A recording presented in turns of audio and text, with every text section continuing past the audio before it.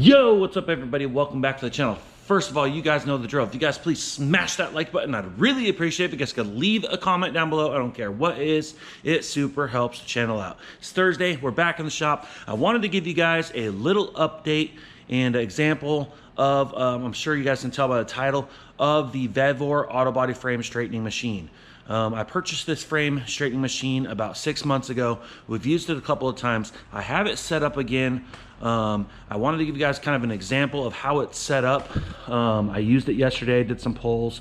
I purchased this machine for about $2,000 shipped to my door. Now it is on Vevor's website. I'm gonna leave a link down in the description to the product that I used, but it is on their website for $2,099. And that does come with all the attachments, the air jack. I was lucky enough that when I went to purchase it, I kind of hesitated and thought, oh, I'll do it when I get home. And when I went home, I was actually on Facebook, and it had detected that I was on the website and actually gave me like a 5% off coupon. So I was able to get the machine with the jack and everything for $2,000, done deal, out the door. But it is listed for about $2,100 on their website. So if you sign up with them, I think you can get a $5 off coupon. But anyways, back to the video. I do have it on a 2006 Honda Accord. Now this Honda Accord was in a front end collision, and you can see here we have it in our lift bay. I did utilize our lift to get it on the machine. Now you don't need a lift to use this product. It just kind of made things a little more simpler in my case. But you can see here, we have it set up on the machine. Now I'm gonna kind of tell you guys about how I got it onto the machine. And if you guys want to, I'm gonna also leave a link in the description, and also at the end of the video, there will be a little link to when I first got this product, a video of a little bit of like a walk around and some detail of it. But here it is on the machine. Now you can see here, we have the car about 1.5 feet, almost 2 feet off the ground. Now you can see here it has a pinch weld clamp, and we also have one on the other side. I'm gonna grab my light here. So there you have it. Now to set this up, you do have to do a tear down on the vehicle. Of course, you want to get all your existing body panels out of the way. Anything that's crunched, bumpers, headlights, you want to get your factory rocker panel covers off. That way you have good access to your pinch welds. Some vehicles, the pinch weld might be hanging lower, but in my case, I did have to drop the rocker panel to give myself access to the pinch welds, but I had to do that anyway to actually get the front fenders off. So you can see here, we have the whole front end taken apart. So basically the first thing I did is I set it up on the lift for the rear jacking points, and I kind of lifted the rear. And I also used a front jack to jack up the front, so I was kind of going up and back and forth so I could get it up level. I don't recommend this on every vehicle. We are just using one lift point to lift the back of the vehicle. This is a light little car, but basically you could use a jack up the back, get it on some jack stands, then go to the front, and then carefully, as you're watching the jack stands, make sure that you get the vehicle up high enough to get it on these pinch welds, because these pinch welds are level, so you can't have the vehicle at an angle, if that makes sense. You could probably get away with a little angle, maybe on an SUV, but on a car like this, to get the front end up high enough to get these pinch welds under, you'd have to have just almost a 45-degree angle, and it just wouldn't clamp it right. So you do have to have the back elevated, either on some jack stands safely, or use a lift point, some dollies, pretty much anything. But always be careful and aware of what you're doing, and always make sure you monitor those back lift points. So this is only really like a partial frame rack, very portable. It does kind of break apart into 2 pieces for storage, so you can kind of get it up on the wall. You could even break it all the way down if you wanted to and throw it in storage, depending how much you use it. But I just break it in 2 points, and it breaks right there. There's a big bolt and a little stopper bolt as well. That just comes loose, and this thing slides apart. It also extends quite a bit as well. So you can use this to extend it And these go left and right, and there is some big set screws right there that you kind of want to snug up. The snugger you have this thing, the better and more firm it will pull and less movement. But you can see here, we utilize these pinch weld clamps and we grabbed the pinch weld. I did go slightly behind this lift point. This was kind of causing a little interference, plus I didn't really want to mangle that, so we did go slightly behind it, and I cinched these down with an impact. As long as they're pretty snug, you should be just fine. It's not really going to walk. It would take a lot for this to pull off, but as long as they're nice and tight, which we just zip them down with an impact, you are good. Now, this is kind of like an adjustable coilover sleeve that you'd see on a car, and these do go up quite a bit. I have them pretty much all the way down, being a short car. I really didn't want to be super high off the ground, but like I said, I could have if I wanted to use the lift a little higher. So having the lift definitely helps. Now, the center puller post right there also has a couple set screws. You guys can see that right there. And that can be loosened and slid pretty much anywhere on this rail, depending if you want to pull from the left side or the right side. It can kind of go, basically what I'm saying is it can go left, right, and also this pin right here can pull out, and you use a couple hands and you can tilt this tower left, right, to give yourself some angle. So if you slid this post all the way over here, tilted all the way down, you would actually be able to get a pull. The chain would be pulling more out of about a 45-degree angle. The downside of this machine is you really are going to struggle with anything over just a little bit of angle here. If you need to pull this direction, you are going to struggle getting that set up right. But if you have a porta power and a pulling ram and something solid to bolt to, you can make it happen. You do got to get a little bit creative, but for the most part, this thing was able to slide to the edge, tilt, and actually we were able to get some angle to pull where we wanted to as well. As we were pulling, we were using a sledgehammer to kind of hit in a few spots, give it some relief. And so also, let's see here. We're going to go to this side. You can see here our steel is mangled. It was really rough. This car was essentially totaled, but we are going to fix it. The frame machine also comes with all these attachments, which is really cool.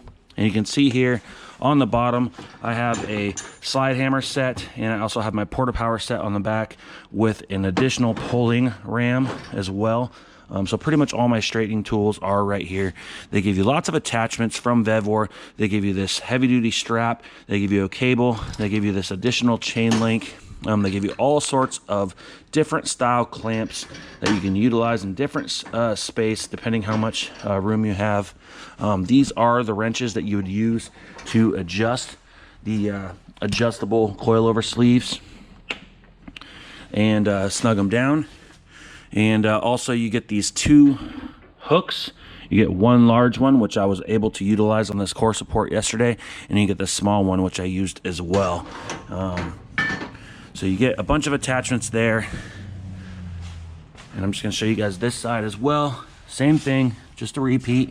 You just get it all snugged up. But you can see there, the machine just sits like that. And it does have a lot of adjustability, so it should pretty much work for all makes and models. And once again, the car is dismantled, everything from the front. And you can see here, we also have a hook set up. I just have this kind of set up loosely for an example of what I was doing yesterday, but they do give you this hook that you can grab. You can use this, stick it in holes. You can see here, I actually had it in this hole, and I pulled so much that it actually eventually ripped out, which was totally fine. But you got to remember, this has 10 tons of pulling power. 10 tons is a lot, guys. So you have to be careful. They give you plenty of lead to the hydraulic pump, which is air activated. You do want to have a pretty good size compressor to run this efficiently. I'm sure you could get it to work with a smaller compressor, but you might be struggling for air at times. And so pretty much there you go. You got plenty of lead, so you always want to utilize that lead to get out of the way, guys. You do not want to be in line with that chain when it is pulling. They also give you a quick connect safety cable here. You can see here, I just got it kind of looped around everything. I got it kind of hooked to the back. It's about 4 feet long. I run it through this hook, whatever I'm using, I try to run it through there. That way, if it does come apart, you know, we don't have anything completely just flying away. I got it ran through there, and this is a cable and it's insulated. I got it ran through the hook, and then I have it hooked back to the chain, and I go towards this attachment right here. Of course, sometimes you're gonna see when this was crunched in, we had a lot more chain lead in between here, but you can see that when it's pulled out. We have a little bit of a shorter link here, but you can see there, this is an important step. When you're doing this type of repair, it's easy to get in a hurry and just get lazy and not want to put this in there. But honestly, guys, it's really important because you can get seriously hurt, injured, or even killed, honestly, to tell you the truth, when you have 10 tons of pulling force. So I would say it's very, very important to be running this cable, guys. So I just have it hooked like that. And just always remember to stay away from being in line with this puller, because I mean, when you're pulling, you're ripping spot welds, you're getting a lot of creaking. I mean, even this rebar was cracked and ripped from after pulling, and between that and the accident. So we got a lot of metal that could give and break loose. So this thing will come loose. I did have it pop loose a couple times on me yesterday, and nothing crazy happened. The cable worked just like it did. It just dropped right down to the floor. So they also give you this quick connect hook that goes across the chain links. It just kind of supports itself. So basically, we just hook the chain up, we wrap it around either one of these, and it also has an adjustment here. This post can go out, so you can get quite a bit of angle if you want. And basically, you wrap it around that a couple times is probably the best, and then you just hook it to itself. So like I said, you got an adjustment here. You can tilt it left, tilt it right. You can go in and out a little bit, and you guys can go up and down with the pinch weld clamps, and also left and right depending on the width of the vehicle. So you want to pull in reverse order of kind of how the car got crunched in, if that makes any sense. So if it got hit from an angle, you kind of want to pull from that angle. You also don't want to get too greedy and pull from the same spot all at once. It's good to kind of work yourself around. So I did kind of reposition it about 6 or 7 times, and went back and forth until I was pretty happy. And the goal is to straighten your steel as much back into position of where it was to begin with. Obviously, where it got crunched and mangled, there's not anything you can do about that. That will be cut off, spot welds drilled, and replaced with new steel. But you do want to get this core support kind of back in line. I don't know if you guys can see that. This core support was sitting up against this intake manifold here. You can see we actually have a throttle position sensor here on the engine that was busted. So this was completely here. I couldn't even get a hook behind it. Everything was so tight. Our battery actually got destroyed. Our airbox got destroyed. We actually got a broken transmission mount, but luckily our frame rails were pretty good, except for the end of the frame horn, and our rebar obviously is toast. But that's why I did have to utilize this hook and go in one of the holes to start pulling until I could actually get behind it. And then I switched over to these 2 big red grabbing hooks. So in this case, obviously we have to replace the hood hinges, the hood, the fenders, the bumper, the headlights, stuff like that. But we also have a broken cowl. We have a couple cracks in our cowl there and there from the impact. The hood unfortunately hit the windshield, so it broke our windshield. So we will be going to get a windshield from Rafa at Pro Tint. Him and his guys will swing by, cut this out after paint, or probably before paint, and then after paint we'll get them to pop back by and throw a windshield in this thing. So I will leave a link in the description to Rafa and his team at Pro Tint and a better windshield, so go give them a follow as well. And also, besides just the cosmetic metal and bumpers and stuff like that, we are going to be replacing this upper rail section. We're going to get the outer skin here, and we are hoping to kind of save the apron here. We got a couple little dented areas, a little bit of a crease, but once we get this kind of separated, we'll have a lot more room to be able to bend this around where we want to. We definitely need the outer skin here, but the apron looks savable. We do have a couple cracked seams. We'll be scraping that seam sealer off and replacing it. And like I said, luckily our frame rails are all good. This just has a little bit of a tweak here, but once we get this outer skin separated, we'll be able to move this around where we want, and our new fresh outer skin and our brand new core support will kind of tell us about where all that needs to be. And of course, we'll get it all clamped and screwed in place before we do any welding, test fit our sheet metal, and make sure everything's going to line up, and that we're going to have plenty of adjustability for gaps and everything like that. So like I said, new outer skin. We are going to go ahead and get a new core support, new rebar. We're going to straighten it into this rail. We're going to get this to work. We're going to do the new outer skin. I'm going to try to avoid replacing any of the apron and the intersections there if I can. Over here, we're looking pretty darn good. It just pretty much bent here. Our core support, or our right rail looks untouched. Looks like it is exactly where it needs to be. So our core support does go to right here. So this will get separated with the spot welds here, separated there, and from the underneath as well. So this entire core support section, starting right here, across the front, and over to that point, plus this rail. The core support also includes this lower structure here, all the way down across the front, and up again right here will all be replaced, as well as the rebar here. And we'll go ahead and straighten those sections, and we'll straighten out that apron and make it work. So there you guys have it. Like I said, I do have this set up as an example right now. There is another piece that it does include. It does include another lifting point right here. You can see the adjustment rail here. It does have another bottle jack type mount that has a crossbar that you can actually rest the vehicle on. Now that point can be utilized. You do have to get the vehicle up quite a bit. You'd probably have to go a little bit higher than this on this frame machine to get that piece to work. You don't really have to use it. It just kind of helps stabilize it a little bit more, because as I'm pulling and it gets a lot of tension, this point does kind of want to tilt up, and these wheels actually lift off the ground a little bit, just like that. And it actually just kind of lifts up a little bit as it pulls, but it doesn't do anything bad. It would just give it a little more support, so it doesn't really want to lift off the ground at all.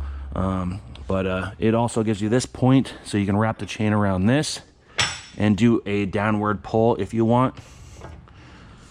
But we do have that piece off right now. We've used it a few times like this, and it hasn't been an issue. It just lifts up probably 1.5 inches, maybe 2 inches or so, and as it pulls, and usually by then you're pretty much relieving it anyway. But I do have it set up as an example. I'm not going to do any pulling because it's already obviously pulled, but I do have a little slack in this chain. So I just want to give you guys kind of a little bit of an example of using the hydraulic power of kind of what it does. So we're just going to go over here, and it's got a little foot pedal pump like this.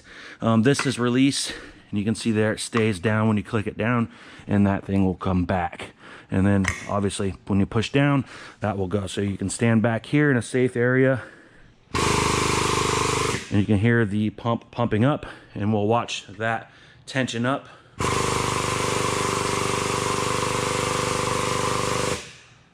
And you can see right there, we actually have some tension on it right now.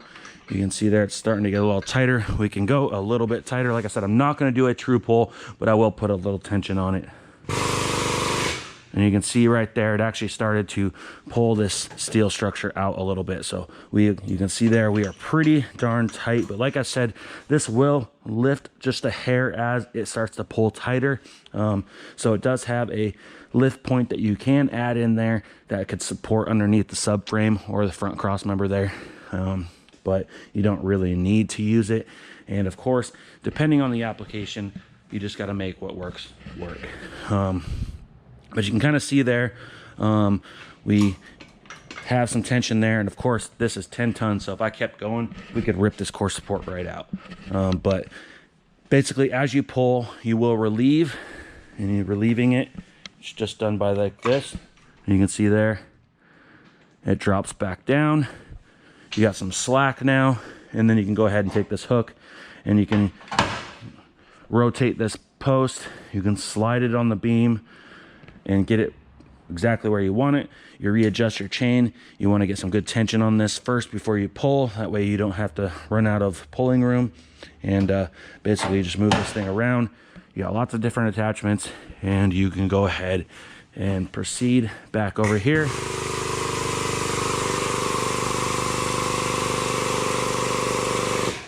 And do another pull. You can see there I put a little bit of tension there, and as I pulled here, it kind of pulls that front corner in just a little bit. You can see here we're pretty snug, but as you relieve, it'll always go back just a hair, and I'm going to show you guys that right now. Go ahead and watch that front core support.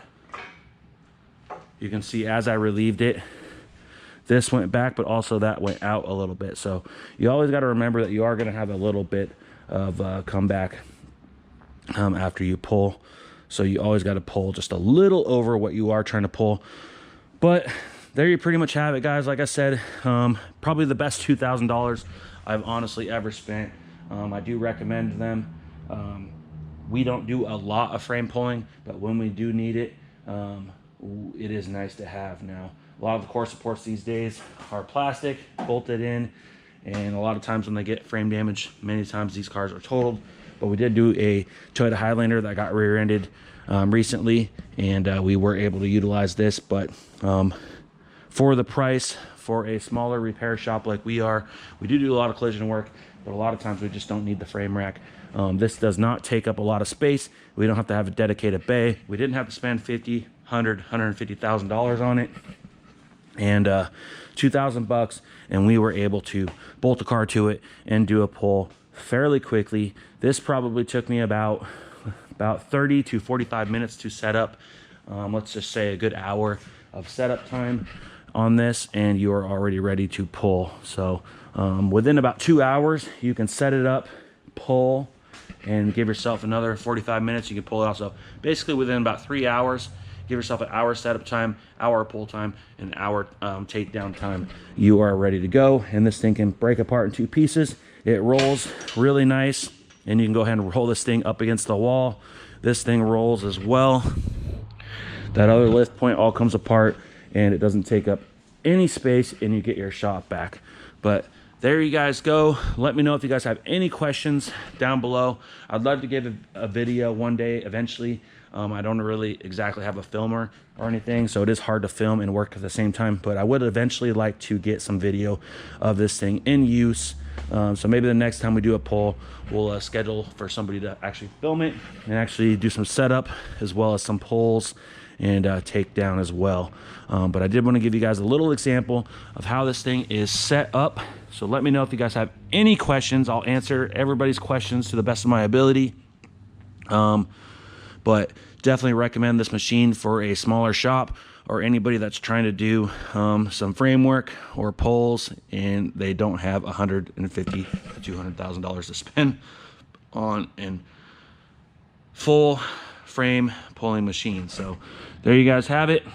I'm also going to be uploading a reel on our Facebook Reels page, and of some pulls. I did do some filming yesterday in a reel form, so some vertical video. So I will put together a little bit of a reel, and you guys can kind of see this thing in action. So I will be uploading that here shortly, so keep a lookout for that. But I will leave a link in the description to this part. Shout out to Rafa at Pro Tint and A Better Windshield. I'll leave a link in the description for their page as well. And also at the end of this video, you guys will see a link to when we unboxed it and kind of checked this thing out and gave it a quick little overview as well. And in the future, we will do some more videos on the actual physical use of it as well. So like, comment, hit that subscribe button, and we'll see you on the next one. Ooh, like LeBron though, or like Lonzo. Ooh, I'm a baller, yeah, shot caller, yeah. They love me, you can't touch me, nah, can't trust me. I'm too lucky. Look at me, look at you, what you see, what you do.